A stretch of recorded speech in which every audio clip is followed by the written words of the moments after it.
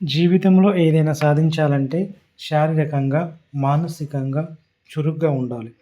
అంతటి చలాకిదనం ఒంటికి అలవడాలంటే ఆరోగ్యకరమైన జీవనశైలి అనుసరించాలి.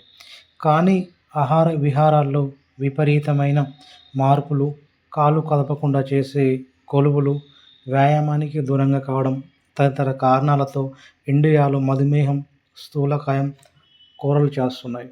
ముఖ్యంగా పిజ్జాలు, బర్గర్లు, నూడిల్స్ బాగా ఆరగించే వారి సంఖ్య పెరిగే కొద్దీ ఊబకాయం పట్టణాలను దాటి పల్లెలను చుట్టుముట్టేస్తుంది. ఉప్పు, కారం, మసాలాలతో పాటు చక్కెర, దట్టించిన చిరుతిండ్లు, శీతల పానీయాలకు అలవాటు పడుతున్న ఎంతోమంది చిన్నారులు ఒబెసిటీ గుప్పిట చిక్కుతున్నారు. అధిక బరువుతో ఇబ్బంది పడుతున్న వారు అధికంగా ఉన్న దేశాలు ఇండియా ఒకటి. 15 సంవత్సరాల నుంచి 24 ఏళ్ల వయోవర్గంలో ఊబకాయాలు మన దేశంలో ఎక్కువగా ఉండటం మరి ఆందోళన కలుగుతున్న విషయం.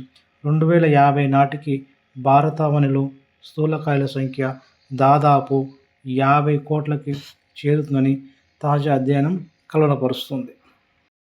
ఆరోగ్యాన్ని గుల్ల చేసి, ఆత్మవిశ్వాసాన్ని హరించి, మనిషిని నిస్సత్తువలోకి నెట్టేసే ఊబకాయాన్ని దరిచేరనీయకుండా ఉండాలంటే జంక్ ఫుడ్ దూరం పెడుతూ శారీరక కసరత్తులకు ఎవరికి వారు ప్రతిరోజు సమయం కేటాయించాలి. మధుమేహానికి ఆహ్వానం పలికే స్థూలకాయం, ఫ్యాటీ లివర్, మూత్రపిండ సమస్యలు, గుండెపోటు, క్యాన్సర్ వంటి ఎన్నో జబ్బులను వెంట తీసుకొస్తుంది. హార్మోన్ల అసమతుల్యత, సంతానలేమి సమస్య, కుంగుబాటు, రక్తపోటుకు అది అంటుకడుతుంది. మన యువతలో దాదాపు సగం మంది శరీరాన్ని ఏమాత్రం అలసిపోనివ్వట్లేదని అంచనా. టీనేజర్లు సైతం ఫోన్లు, టీవీలతో ఎక్కువ పొద్దుపుచ్చుతూ ఆరుబయట ఆటలకు దూరం అవుతున్నారు. ఇండియాలో 3.3 కోట్ల మంది పిల్లలు అధిక బియ్యంతో సతమతమవుతున్నారని యూనిసెఫ్ ఇటీవల ఒక ఆవేదన వ్యక్తం చేసింది.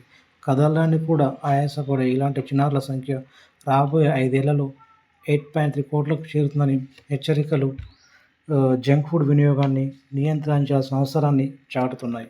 కుటుంబంతో ఆనందంగా జీవించాలంటే ముందు ఆరోగ్యాన్ని కాపాడుకోవాలి. శరీరం సహకరించినప్పుడు చేతిలో ఎంత డబ్బు ఉన్నా వృథాయన్న సంగతి అందరూ గమనించాలి. వాకింగ్, వ్యాయామాలకు ప్రాధాన్యతనిస్తూ ఇంట్లో వండిన సమతుల ఆహారాన్ని మితంగా తీసుకోవాలి.